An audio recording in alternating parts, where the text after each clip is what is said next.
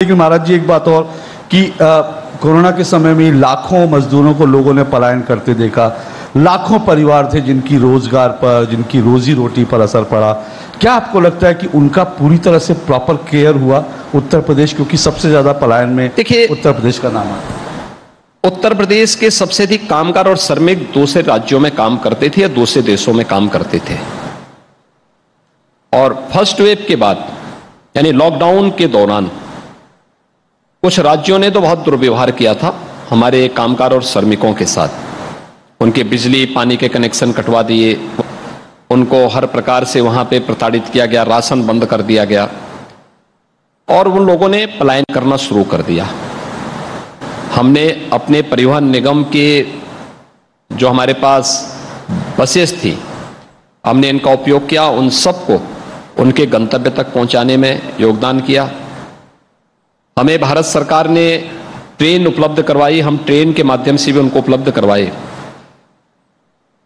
मैं उत्तर प्रदेश के अंदर इस बात को कह सकता हूं कि कोरोना कालखंड की फर्स्ट वेव के दौरान उत्तर प्रदेश में 1 करोड़ कामगार और श्रमिक आए थे, जिसमें 40 लाख यूपी के थे। शेष बिहार, झारखंड, छत्तीसगढ़ और मध्य प्रदेश से जुड़े हुए कामगार और श्रमिक भी उत्तर प्रदेश से होते हुए ही उन राज्यों में गए। राज्य सरकार ने उनके यहां पर सुरक्षित रहने, खाने की व्यवस्था और जो दूसरे राज्यों के थे उनको सुरक्षित उनके राज्यों तक पहुंचाने में अपना योगदान दिया। दूसरा, जो 40 लाख कामगार और श्रमिक उत्तर प्रदेश के अंदर आए, हर व्यक्ति कहता था ये क्या होगा।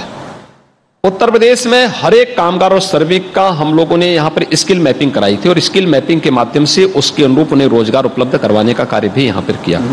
तो उत्तर प्रदेश के अंदर न केवल कोरोना कालखंड के अंदर बल्कि हम लोगों ने प्रदेश के अंदर पिछले 5 वर्ष के दौरान जो कार्यक्रम चलाए हैं उसके बहुत अच्छे परिणाम आए हैं। बिना भेदभाव के प्रदेश के युवाओं को नौकरी देने के कार्यक्रम हो, लगभग 4.5 लाख से ज्यादा नौजवानों को हमने सरकारी नौकरी दी है।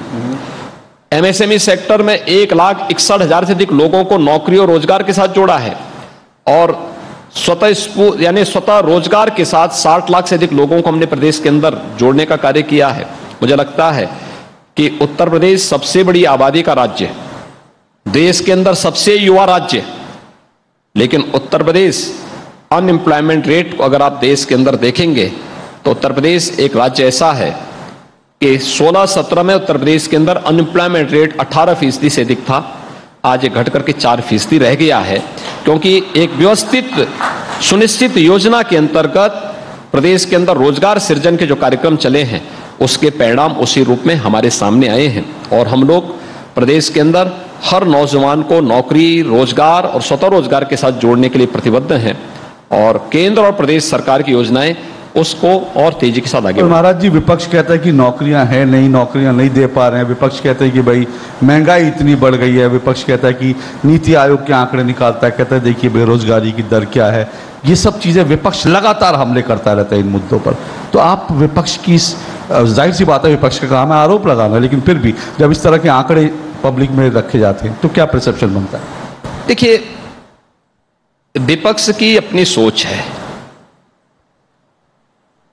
उत्तर प्रदेश के अंदर 2017 के पहले कोई नौकरी निकलती थी तो उस नौकरी के लिए परिवार में विवाद होता था कि इसकी वसूली कौन करेगा।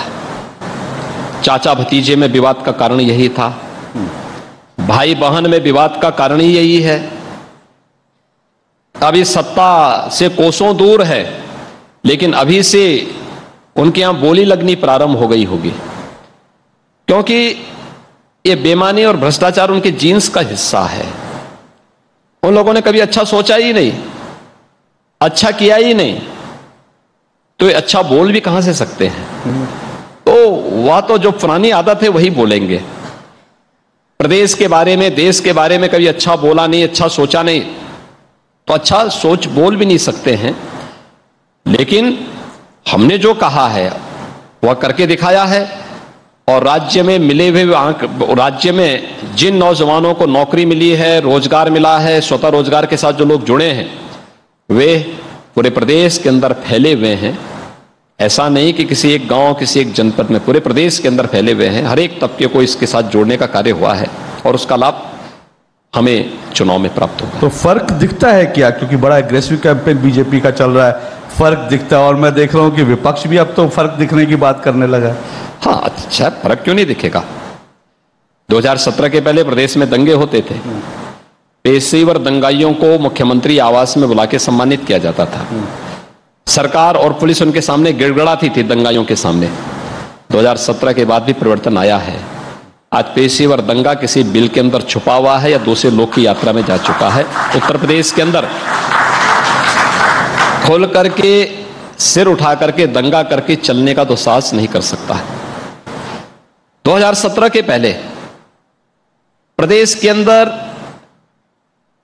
आतंकवादी जहां मर्जी वहां विस्फोट कर लेते थे। 2017 के बाद एक भी विस्फोट नहीं हुआ, एक भी दंगा नहीं हुआ। ये फर्क साफ है।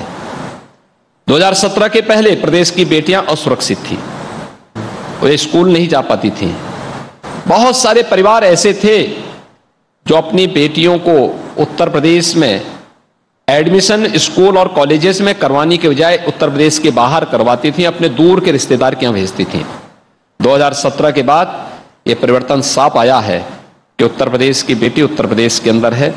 मिशन शक्ति के फेज थर्ड का जो कार्यक्रम हमारा चल रहा है, इसमें न केवल सुरक्षा को बल्कि महिला और बेटियों के सम्मान को और उनके स्वावलंबन को ध्यान में रख करके जो बृहद अभियान चल रहा है, बड़े पैमाने पर कोई मानता है।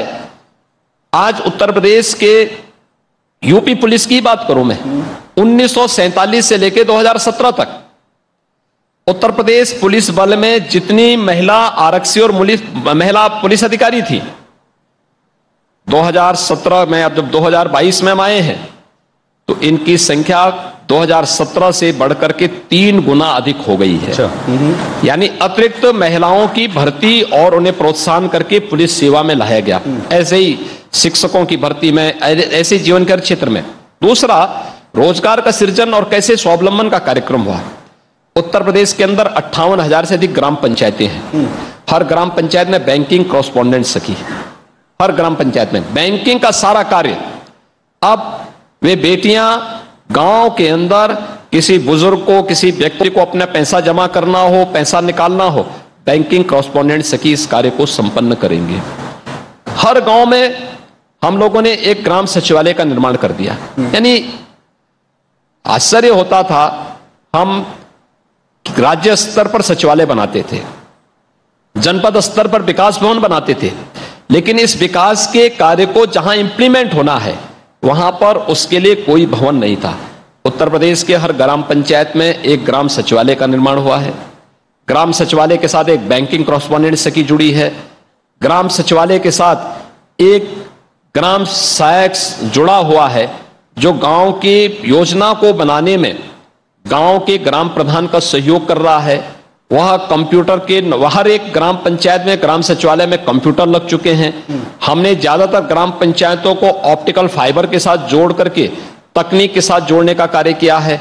गांव के हर व्यक्ति को गांव के अंदर ही सुविधा प्राप्त हो, उसको जाति प्रमाण पत्र, मूल निवास प्रमाण पत्र, आय प्रमाण पत्र लेना हो। गांव के ग्राम प्रधान को कोई विकास कार्य कराना है, एमबी के लिए उसको किसी एक एजेंसी का इंतजार नहीं करना पड़ेगा, बल्कि सरकार ने इम्पैनल्ड कर रखा है। सरकारी संस्थाओं के साथ साथ सरकारी नहीं है, निजी क्षेत्र के भी कुछ आर्किटेक्ट और कुछ सिविल इंजीनियर ऐसे होंगे जो आपको ये सेवाएं प्रदान करेंगे।